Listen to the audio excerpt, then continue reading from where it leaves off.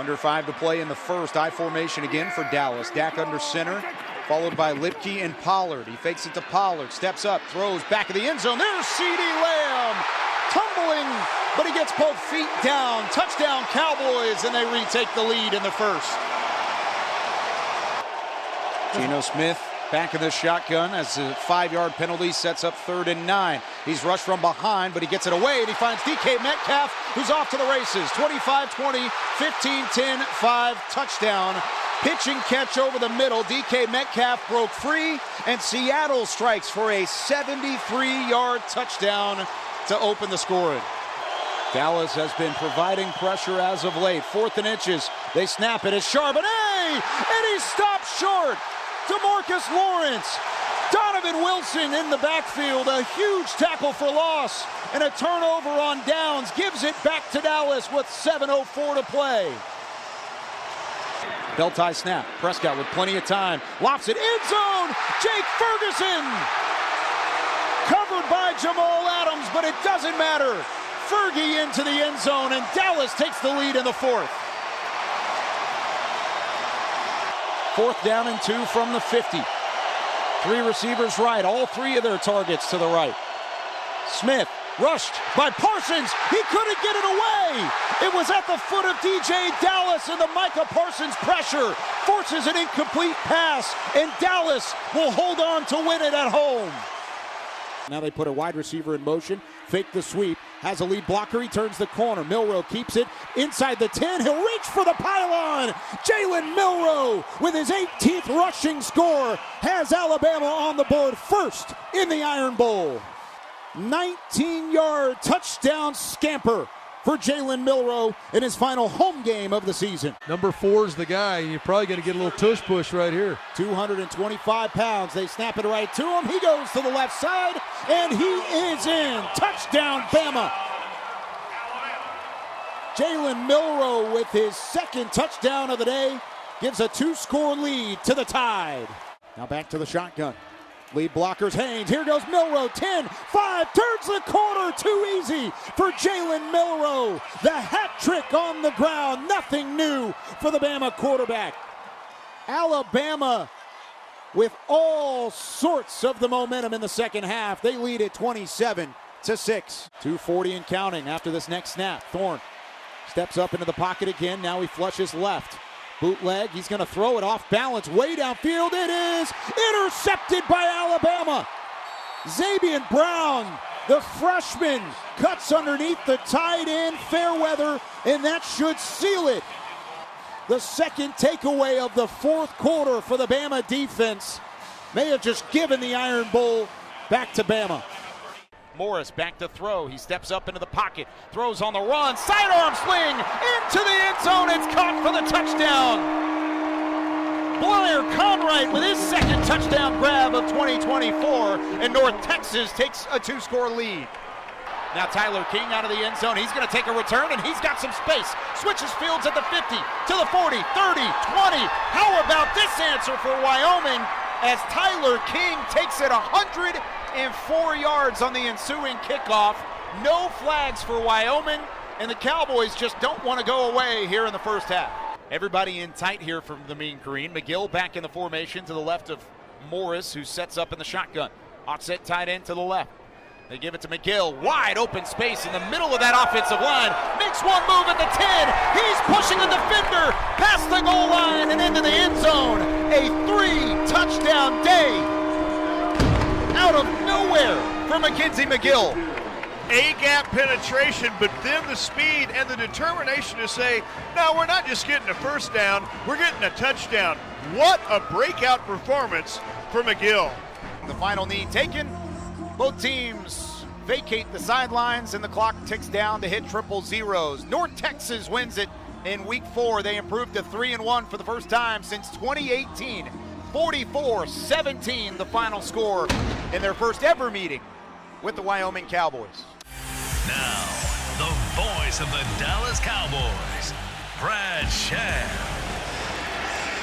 Under the lights of Thursday night football in Arlington, it's AT&T Stadium as the Dallas Cowboys enter with 13 straight home wins, the longest active home winning streak in the NFL, to face the Seattle Seahawks in Week 13. It's the 20th all-time meeting between the Seahawks and the Cowboys. Filling in for Brad Sham, I'm Kyle Youmans. Glad you're with us, alongside, of course, Babe Laufenberg. Beside me, we have Christy Scales down on the sideline. Babe, this is the stretch that we've all been waiting for this Dallas Cowboys team. The first of 5 straight games of teams currently 500 or better. Auburn driving with 2:38 remaining in the third quarter. And Dave, if you think about this from the Auburn standpoint, you've driven the length of the field yet again, but you have not had much success, actually any success, of finding the end zone. You have to find 6 here offensively if you even stand a chance at a comeback before the start of the fourth quarter. Yeah, you're calling plays for Auburn now. I've got to get my best players the football in their hands. Now, I've tried to get Simmons the ball in space, but he's dropped it twice. So you almost wonder if you lose a little bit of confidence in the young guy that is a dynamic player. Is Hunter your guy? I mean, obviously Coleman and Lambert-Smith are excellent players. Fairweather's made some plays. They got guys that can make plays, but you need to get those guys the football, and the ball needs to come out of Thorne's hands. 2:38 remaining. It is second down and 10 after the incompletion and the timeout prior to the delay of game from Auburn. They have 2 remaining. Out of the shotgun, Thorne. 3-step drop, looks left, wants it all, has Coleman in the end zone. It is caught for the touchdown. Cam Coleman, with his 8th receiving score of the year, keeps the hopes alive for the Tigers. Boy, what a good job by Thorne to read this. He had a guy in a shallow crossing route. Looked like Fairweather was open, but he was waiting on Coleman, who's working against the freshman corner, Zabin Brown. And an excellent job to give it to the big receiver. He goes up over the top and makes the catch against the freshman. Coleman, who earlier in the drive became 3rd in Auburn history for freshman receiving yards, passing Seth Williams, who was, of course, the very talented Auburn receiver in 2018, has the touchdown grab here. Now, they're going to go for 2 here, down 28-12, trying to make this a 14-point game and take the 2-point conversions off the table in the future. Handoff to Hunter. Hunter has a hole right side. Did he get in? Yes, he did. Jarquez Hunter scores on the 2-point conversion. We've got ourselves a little Auburn life on the Tiger sideline. Well, we talked about statements, and Alabama certainly has made theirs here in the second half, but give Auburn credit for not going away. Excellent job to go down and score after things got a little sideways deep in their own territory. They regrouped and pushed it right down the field. Big play by Coleman, and another big one by Hunter to get this back to a 14-point game. Coleman had a couple of big receptions last week, one in the red zone and then one on a 63-yard touchdown, beating Quarters on a post route. This time it was just a nasty move outside that left Zabin Brown in the dust. 10 plays, 87 yards, 4 minutes and 23 seconds, including a crucial unsportsmanlike penalty that really gave life to the Auburn offense. And it all results in the 29-yard Thorne to Coleman completion for the touchdown. Yeah, really good job of handling things when it got a little sideways. I give Auburn some credit. They're in a hostile environment. They've given up a couple of touchdowns here in the second half, and things could get off the rails a little bit, but they kept their poise right there, got the 15-yard penalty, which was a nice boost, and then Peyton Thorne made a couple plays moving in the pocket, and then ultimately gets the big throw to Coleman.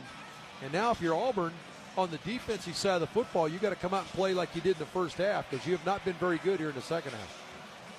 And 2 offensive possessions for Alabama since the halftime break, 2 touchdowns. 1 rushing score from Haynes, 1 from Milroe. This one to Law. Wheels it in at his own 5-yard line. He wants to flip Fields, has some blockers to the left, and he is at the 35-yard line, pushed out of bounds. Great return from Law, but is it coming back? There's a penalty marker all the way back at the Alabama 15. During the return, holding number 87. 10-yard penalty from the spot of the foul. First down, Alabama.